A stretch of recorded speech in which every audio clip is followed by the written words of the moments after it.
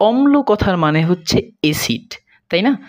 তো অম্ল শব্দের মানে হচ্ছে অ্যাসিড পাশে লেখা, এবং ক্ষারক হচ্ছে যেটা ক্ষার জাতীয় পদার্থ।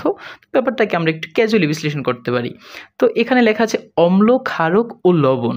তো এটাকে আমরা একটু ফানিভাবে লিখতে পারি, অম্ল প্লাস ক্ষারক ইকুয়াল লবণ প্লাস পানি।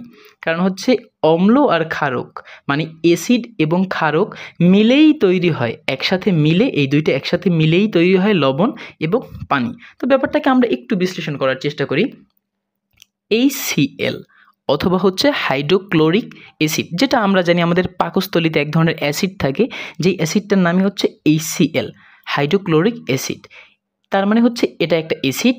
দ্বিতীয়টা হচ্ছে একটা ক্ষারক, এটা হচ্ছে সোডিয়াম হাইড্রোক্সাইড, এটা একটা ক্ষারক। আচ্ছা, আমরা কিভাবে চিনব কোনটা অ্যাসিড এবং কোনটা ক্ষারক? একটা শর্ট যে ওয়ে বা শর্ট টেকনিক যেটা থেকে আমরা বুঝতে পারি কোনো কিছু আসলেই কি অ্যাসিড নাকি ক্ষারক, সেটা হচ্ছে অ্যাসিডে সবসময় একটা সিঙ্গেল এইচ থাকে, তাই না?